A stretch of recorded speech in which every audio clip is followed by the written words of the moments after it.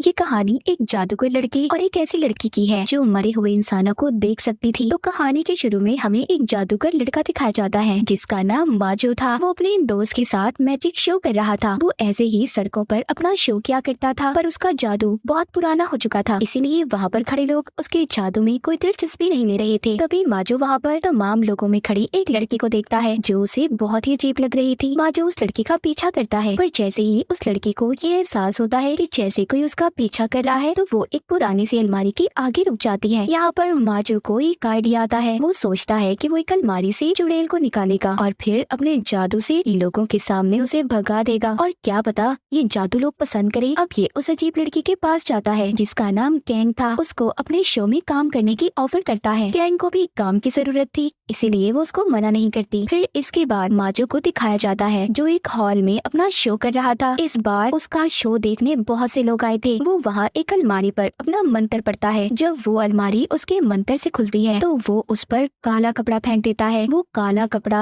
एक भूत का रूप लेकर हवा में उड़ने लगा था। माजो उस भूत से पूछता है, तुम यहाँ पर क्या करने आए हो? वो कहता है, अपनी मौत का बदला। यही लोगों के दरमियान में मेरा कातिल है। पर वहाँ पर शो देखने आए सभी लोग डर गए थे। अब वो भूत एक लड़की की तरफ इशारा करता है। जैसे ही उसकी तरफ इशारा करता है, काले कपड़े वाला भूत उसे पकड़ लेता है। अब वो भूत तो गायब हो गया था, पर वो लड़की उस कपड़े में लिपट जाती है। माजो फिर एक कुल्हाड़ी लाकर मंत्र पढ़ता है और फिर उस पर मारता है। वो कपड़े में लिपटी लड़की नीचे गिर गई थी। वो अलमारी भी बंद हो जाती है। माजो जब उस कपड़े को हटाता है तो वहाँ पर कोई लड़की नहीं थी। फिर पीछे से माजो के साथी आकर अलमारी को कपड़े से ढक देते हैं। जब माजो वो कपड़ा हटाता है तो वहाँ पर अलमारी तो गायब हो गई थी, पर ऑडियंस में बैठी लड़की सही सलामत वापस आ जाती है। लोगों को माजो का ये शो बहुत अच्छा लगा था। शो खत्म होने के बाद कैंग को देखते हैं जिसने उस घोस्ट का रोल प्ले किया था, यानी कि जो भूत आपने काले कपड़े का देखा था वो कोई और नहीं, वो कैंग ही थी। और ये सब माजो का ही प्लान था। और तो और जो लोगों के दरमियान में लड़की बैठी थी वो भी इन्हीं की टीम की मेंबर थी और माजो की बहुत अच्छी दोस्त थी। अब काम खत्म हो गया था। कैंग वहाँ से जाने लगती है। माजो से रोककर कहता है, सुनो मेरी बात सुनो, हम लोग सब बाहर जा रहे हैं, क्या तुम हमारे साथ चलोगी? पर कैंग उसे मना कर देती है और घर चली जाती है। कैंग जब घर आती है तो अपनी मॉम से बात करती है। यहाँ पर हमें पता चलता है कि वो बिल्कुल अकेली रहती थी। आज उसका बर्थडे था। वो अकेली बैठकर केक खा रही थी। कैंग ने अपने घर में एक टेंट भी बनाया हुआ था जिसमें वो सोती थी, क्योंकि उसका घर बहुत बड़ा था और उसे अकेले ऐसे सोने से डर लगता था। कैंग जब टेंट में सोने जाती है तो उसे महसूस हो रहा था कि जैसे उसके टेंट की जिप कोई खोल रहा हो। वो अपने सामने दो बच्चों को देखती है जो मर चुके थे। जिसके बाद हम कैंग को सड़क के किनारे देखते हैं जहाँ पर उन्हीं दो बच्चों की मौत हुई थी। कैंग पुलिस को फोन करती है, कहती है कि एक आदमी बहुत नशे में था और उसने नशे में गाड़ी चलाते हुए इन बच्चों का एक्सीडेंट कर दिया, क्योंकि ये बात इसे उन्हीं दो बच्चों ने बताई थी जो मर चुके थे। यहाँ पर हम ये जान पाते हैं कि कैंग मरे हुए इंसानों को देख सकती थी। अगले दिन कैंग जब शो की सेट पर थी तो अकेली बैठकर खाना खा रही थी। माजो का दोस्त उसे बड़े ही गौर से देख रहा था, जो बात कैंग को अच्छी नहीं लगती और वहाँ से जाने लगती है। तभी वहाँ पर माजो आकर उसको रोक लेता है, कहता है कि कहाँ जा रही हो? वो कहती है अपने घर। वो कहता है नहीं नहीं, आज तुम नहीं जा सकती। तुम हर रोज ही कोई ना कोई बहाना बनाकर चली जाती हो।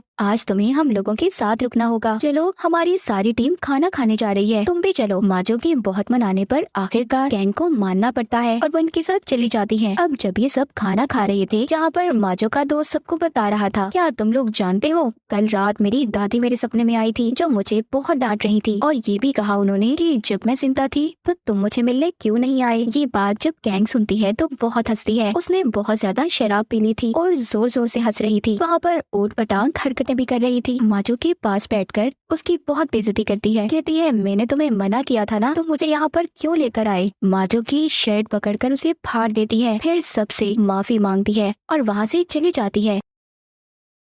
उसकी टीम के सभी लोग उसकी ऐसी हरकत पर बहुत हैरान थे। अगले दिन दिखाया जाता है माजो की दोस्त कहीं पर जा रही थी। ये उसको एयरपोर्ट छोड़कर जब वापस आ रहा था तो इसको कैंग की कॉल आती है जो रात की बदतमीजी पर इसे माफी मांग रही थी। तभी बातों के दौरान कैंग को अपने घर में लगी पेंटिंग से चीखों की आवाज आती है। जब ये उस तरफ देखती है तो उसमें से एक आत्मा निकलकर इसे डरा रही थी। कैंग बेचारी डरी सहमी अपने घर में एक साइड पर बैठ जाती है। तभी कुछ देर के बाद इसके घर का दरवाजा बजता है। जब ये जाकर देखती है तो इसका बॉस माजो था। क्योंकि उसने फोन पर इसकी चीख की आवाज को सुन लिया था और इसीलिए इसकी खैरियत मालूम करने आया था। कैंग के घर में उसे खिलाने के लिए कुछ भी नहीं था सिवाय 2 दिन पुराने केक के। ये उसको अपने हिसाब से सजाकर उसके सामने पेश करती है। जब ये यहाँ से जाने लगता है तो सामने एक बच्चे को देखता है जो कोने में छुपा हुआ था। वो कैंग से जब उसका पूछता है तो वो बताती है कि ये बच्चा हमारे पड़ोस में रहता है और शायद छुपन छुपाई खेल रहा है। माजो कहता है आओ हम भी इसके साथ खेलते हैं, पर जब ये दोबारा से उसे वहाँ पर देखता है तो वो बच्चा गायब हो चुका था। फिर दोबारा से कोने में उसको वही बच्चा नजर आता है। ये कैंग को लेकर वहाँ पर छुप जाता है। जब ये बच्चे को डराता है तो वो डर कर बहुत तेजी से भाग जाता है। माजो भी चला गया था। इसके जाने के बाद कैंग अपनी दोस्त को फोन करती है। उन्हें बताती है कि तुम जानती हो मेरे बॉस मेरे घर आए थे। उधर माजो रात को जब अपने घर में सो रहा था तो कोई उसके बेड से गुजरता है जिससे उसकी आँख खुल जाती है। जब ये लाइट जलाकर देखता है तो इसके घर में वो ही बच्चा था जो इसने कैंग के घर में देखा था। जब ये खुद को शीशे में देखता है तो वो बच्चा इसके पीछे खड़ा था, जिसे देखकर ये बहुत ज्यादा डर जाता है और गिरता पड़ता घर से बाहर आकर कैंग को कॉल करता है। बताता है तुम्हारे पड़ोस में रहने वाला बच्चा मेरे घर पर है। कैंग शराब लेकर माजो के पास आती है और कहती है पहले इसे थोड़ा पी लो, फिर तुम्हें मेरी बात समझ आएगी कि मैं कहना क्या चाहती हूँ तुमसे। वो उसके कान में कहती है सुनो, मुझे मरे हुए इंसान नजर आते हैं, मैं मरे हुए लोगों को देख सकती हूँ और वो बच्चा शायद हमसे कुछ कहना चाहता है। अब ये दोनों दोबारा से घर के अंदर जाते हैं। वो बच्चा फिर से माजो के कंधे पर हाथ रखता है। जब कैंग उस बच्चे के हाथ पर अपना हाथ रखती है तो उसे एक विजन, एक ख्याल नजर आता है। जब ये उसे विजन वाली जगह पर जाते हैं जहाँ पर एक औरत का एक्सीडेंट हुआ था। उस औरत का बच्चा तो मर चुका था पर वो अभी भी जिंदा थी। माजो जल्दी से एम्बुलेंस को कॉल करता है। सुबह को आकर एम्बुलेंस बच्चे और उसकी माँ को ले जाती है। एम्बुलेंस के जाते ही वो बच्चा कैंग और माजो का शुक्रिया करता है कि उन्होंने उसकी माँ की जान बचाई और गायब हो जाता है। जिसके बाद कैंग माजो को नदी के किनारे पर लेकर जाती है और उसे बताती है कि तुम जानते हो कुछ सालों पहले मैं भी मर चुकी थी। मेरा मतलब मेरा सांस बंद हो गया था कुछ देर के लिए। जब स्कूल बस में जा रही थी तो मेरा एक्सीडेंट हो गया। मैं कुछ वक्त के लिए मर चुकी थी। मुझे तो किसी तरह बचा लिया गया पर मेरी बेस्ट फ्रेंड मर गई। उसके बाद मुझे अपनी दोस्त और बाकी मरे हुए लोगों के भूत दिखाई देने लगे, जिसके बाद सब लोग मुझसे दूर रहने लगे। यहाँ तक कि मेरी मॉम और बहन ने भी मुझे अकेला छोड़ दिया। ये सब बताने के बाद कैंग नदी के पास जाती है और चिल्लाकर कहती है मेरी दोस्त तुम मुझे आखिर कब तक अकेला रख पाओगी? मेरे ऑनलाइन बहुत सारे दोस्त हैं, उन्हें कैसे दूर करोगी मुझसे? दरअसल कैंग की दोस्त का भूत उन लोगों को भी नजर आता था जो इसके साथ रहते थे और इसी डर की वजह से कैंग के साथ कोई भी नहीं रहना चाहता था। यहाँ पर माजो भी कहता है सस्ती चुड़ैल, तुम मेरे होते कैंग का कुछ नहीं बिगाड़ सकती। फिर ये दोनों यहाँ से चले जाते हैं। अगले दिन कैंग और माजो एक बार में जाते हैं जहाँ पर कैंग फिर से बहुत ज्यादा शराब पी लेती है। माजो उसको घर छोड़ने का कहता है लेकिन वो अपने घर जाने से मना कर देती है, इसलिए माजो उसे अपने घर ले गया था। जब ये रात को सो रहे थे तो माजो के चेहरे पर पानी गिर रहा था जिससे उसकी आँख खुल जाती है। जब ये ऊपर की तरफ देखता है तो छत से कैंग की दोस्त की आत्मा थी जो इसे डरा रही थी। कैंग माजो की आंखों पर हाथ रख लेती है, कहती है इस तरफ ध्यान मत दो, उसे मत देखो, वो चली जाएगी। पर माजो को बहुत डर लग रहा था इसलिए कैंग उसके लिए एक टेंट बनाती है। ये दोनों अब उसी टेंट में सो गए थे। जब सुबह होती है तो यहाँ पर माजो की दोस्त आ जाती है जो काम के सिलसिले में कहीं पर गई हुई थी, जिसको माजो एयरपोर्ट छोड़कर आया था, पर अब वो वापस आ चुकी थी। उसको ये सब देखकर बहुत गुस्सा आ रहा था। वो कैंग को बहुत बुरा भला कहती है, उससे कहती है मैं जानती हूँ तुम्हारा कोई दोस्त नहीं है, यहाँ तक कि तुम्हारी फैमिली भी नहीं, तुम्हें सब छोड़कर चले गए और अगर मैं तुम्हारी जगह होती तो कब की मर जाती। माजो उसकी बातें सुनकर उसे चुप होने का कहता है। कैंग को माजो की दोस्त की बातें बहुत बुरी लग रही थी, वो रोते हुए चली जाती है।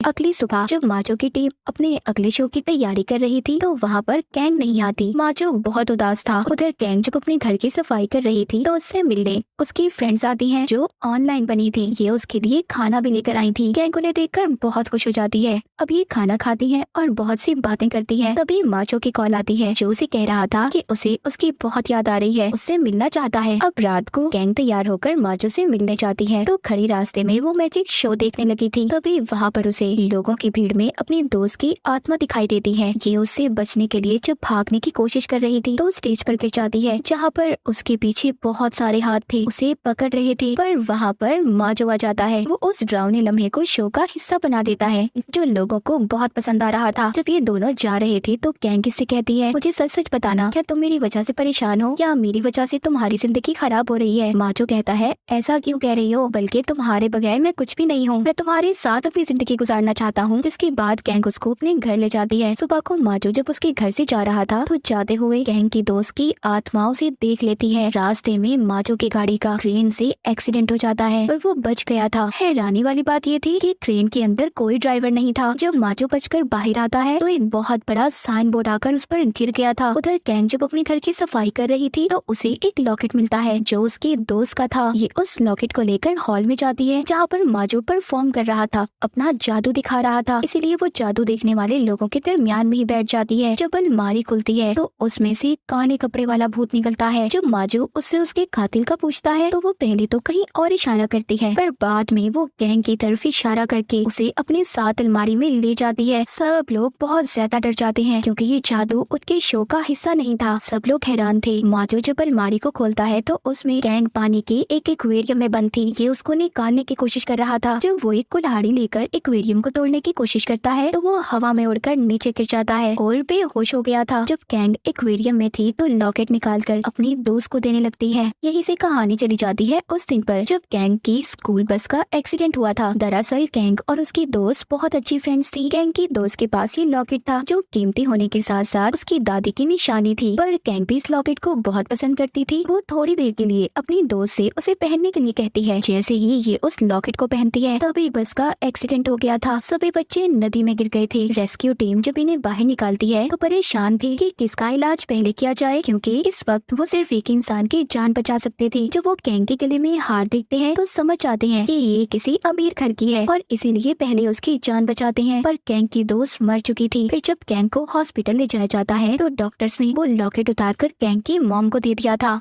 वो उसे रख कर भूल गई और अब इस लॉकेट की वजह से गैंग की दोस्त उसके पीछे थी। उसकी आत्मा भटक रही थी। हम दोबारा से प्रेजेंट मौजूदा सीन देखते हैं जहाँ पर गैंग अपनी दोस्त को लॉकेट पहना देती है। जैसे ही वो लॉकेट पहनाती है वो एक्वेरियम से बाहर आ गई थी, पर माचो अभी भी बेहोश था। इन दोनों को हॉस्पिटल ले जाया जाता है। वो जब होश में आकर माचो की ऐसी हालत देखती है तो उससे दूर जाने का फैसला करती है। लेकिन होश में आने के बाद जब ये बात माचो को पता चलती है तो वो उसको फोन कर बहुत रोकता है और रोने लगता है, पर गैंग नहीं रुकती। अब जब गैंग ये शहर छोड़कर जा रही थी वो प्लेन में बैठी थी, तभी उसके पास एक एयर होस्टेस आती है। एयर होस्टेस जब उससे बात करती है तो वहाँ पर उसकी दोस्त की आत्मा थी। तभी प्लेन हिलने लगता है। उधर माजो जो एयरपोर्ट पर बैठा गैंग का इंतजार कर रहा था वो ये अनाउंसमेंट ऐलान सुनता है कि हमारा प्लेन वापस आ रहा है, उसमें कुछ खराबी हो गई है। और ये उसी प्लेन की बात कर रहे थे जिसमें गैंग जा रही थी। ये सुनकर बहुत खुश होता है। अब ये जैसे ही गैंग को देखता है उससे बात करता है, उसे बताता है कि मैं तुम्हें बहुत प्यार करता हूँ, मैं सारी जिंदगी तुम्हारे साथ रहना चाहता हूँ, तुम ऐसे मुझे छोड़कर नहीं जा सकती। पर गैंग उसको ऊपर देखने का कहती है जहाँ पर उसकी दोस्त की आत्मा खड़ी थी। कहती है अब भी तुम मुझसे प्यार करते हो, क्योंकि सोच लो सारी जिंदगी ये मेरे साथ रहने वाली है। माचो कहता है हाँ अब भी मैं तुम्हें प्यार करता हूँ। ये दोनों एक दूसरे के करीब आ गए थे और बहुत खुश थे। और इसी हैप्पी एंडिंग के साथ ये कहानी यहीं पर खत्म हो जाती है।